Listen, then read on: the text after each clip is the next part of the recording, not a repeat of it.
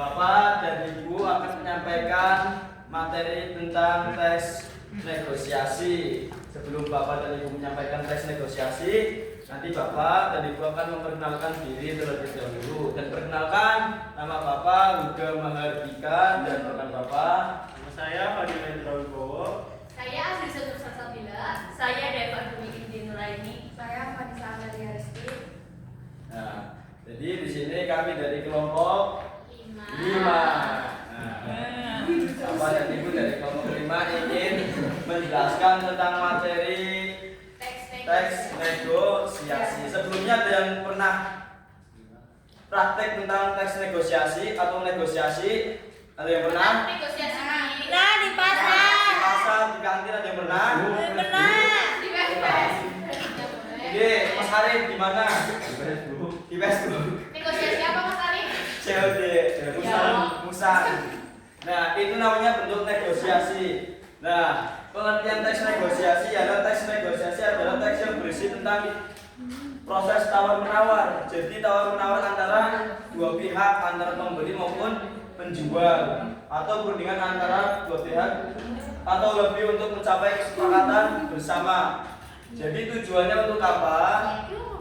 Supaya mencapai kesepakatan bersama. Apabila contoh Mas Arif mau beli musang, ya kan? Mas Arif mau beli musang. Mas Arif punya uang cuma 50.000, sedangkan harganya 60.000. Maka Mas Arif akan tawar menawar sehingga si penjual akan memberikan harga yang Mas Arif inginkan. Dan dari kedua belah pihak tersebut itu tidak merasa dirugikan. Itu namanya negosiasi. Itu. Terus apalagi? Nah, jadi dalam negosiasi itu tidak ada salah satu yang merasa dirugikan. Contoh, si penjual juga merasa nyaman, harganya segitu. Mas Arif juga senang, harganya segitu karena Mas Arif uangnya pas-pasan. Jadi Mas Arif selalu ngotot untuk nego. Nah, selanjutnya ada tujuan negosiasi nanti yang dijelaskan oleh Pak Indra. Tujuan teks negosiasi adalah untuk mencapai kesepakatan, menyelesaikan perbedaan pendapat, menghindari konflik, dan menciptakan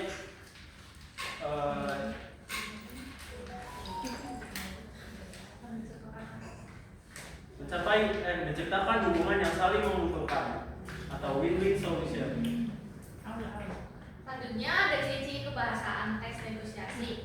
Yang pertama ada menggunakan bahasa yang santun dan sopan, bertujuan menjaga hubungan baik antara pihak yang bernegosiasi. Contohnya, maaf, apakah harganya masih bisa dikurangi? Yang kedua ada menggunakan kalimat persuasif atau membujuk, digunakan untuk meyakinkan bahwa lawan bicara akan menerima usulan. Contohnya, jika membeli 2 barang sekaligus, Bapak akan mendapatkan potongan harga. Yang ketiga, ada menggunakan kalimat penawaran, berisi usulan atau tawaran yang diajukan kepada pihak lain. Contohnya, bagaimana jika harganya menjadi 150.000. Yang keempat, ada menggunakan kalimat permintaan, digunakan untuk menyampaikan keinginan atau kebutuhan. Contohnya, saya ingin membeli tas ini dengan harga yang lebih terjangkau.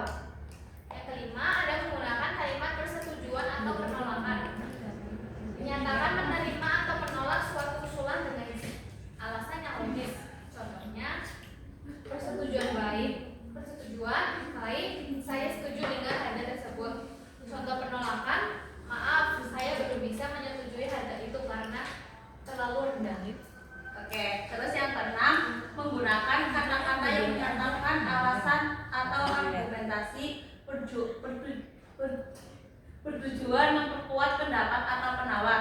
Contohnya tuh ada kata karena, sebab, sehingga, agar, oleh karena itu. Yang ketujuh adalah menggunakan pronomina kata ganti untuk menunjukkan pelaku dan negosiasi. Contohnya tuh ada kami, saya, bapak, ibu. Terus ada yang ke-8 menggunakan kalimat efektif dan komunikatif. Kalimat disusun secara jelas, singkat dan mudah dipahami sehingga tidak menimbulkan kesalahpahaman. Terus yang kesembilan, menggunakan ungkapan kesepakatan, menandai bahwa negosiasi telah mencapai keputusan bersama. Contohnya itu, baik kita sepakat dengan harga tersebut atau terima kasih atas kesepakatannya. Nah, sebelum kita melanjutkan ke kesimpulan, nanti ada sedikit video tentang praktek tes negosiasi. Nanti ada video sebelumnya, nanti akan diberikan ke KPD. Kenapa KPD dibagi sebelum nonton video? Karena supaya kalian itu menyimak video sambil mengerjakan soal. Paham anak-anak? Paham Bapak? Oh, bagi dulu ya. Iya Bapak. Nomor 1, nomor 2, nomor 3, nomor 4. Nah, nanti kalian bisa simak bareng-bareng tentang teks negosiasi.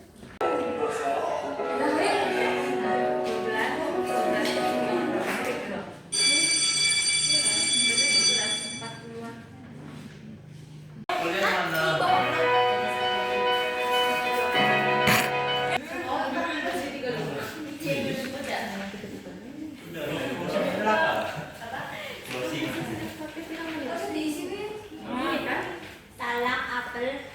Udah semua? Ada yang belum siapa? Udah, Dek. Ya, yang sudah boleh pulang. Yo, lanjut.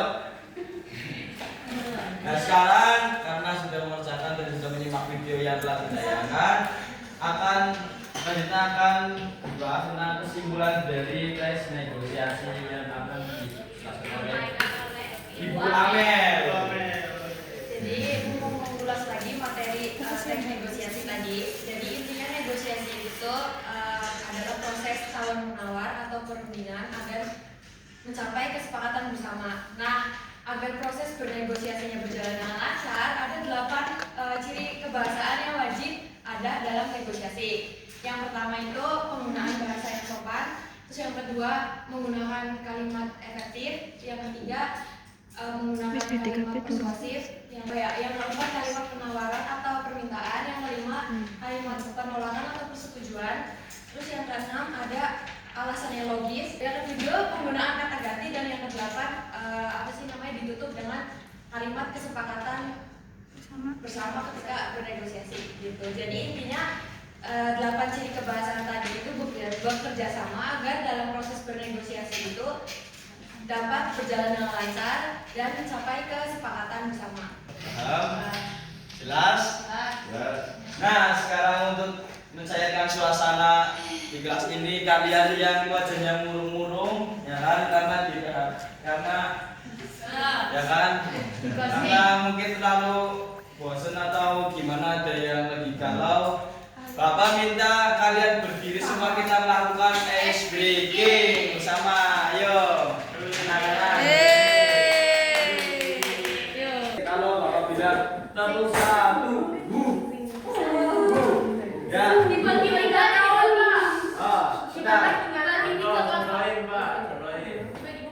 Tepuk 1, tepuk 2, yes. Tepuk 3, tepuk 1, 2, 3, yes. Paham?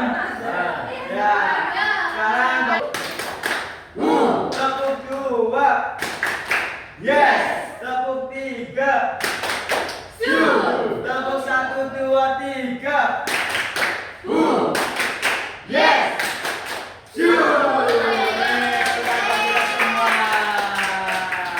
Boleh duduk kembali. Nah, itu tadi sekian presentasi atau penjelasan materi tentang teks negosiasi dari Bapak dan ibu-ibu yang ada di depan. Barangkali ada kekurangan atau salah tutur kata yang kurang berkenan, mohon dimaafkan. Kami akhiri. Wassalamualaikum warahmatullahi wabarakatuh.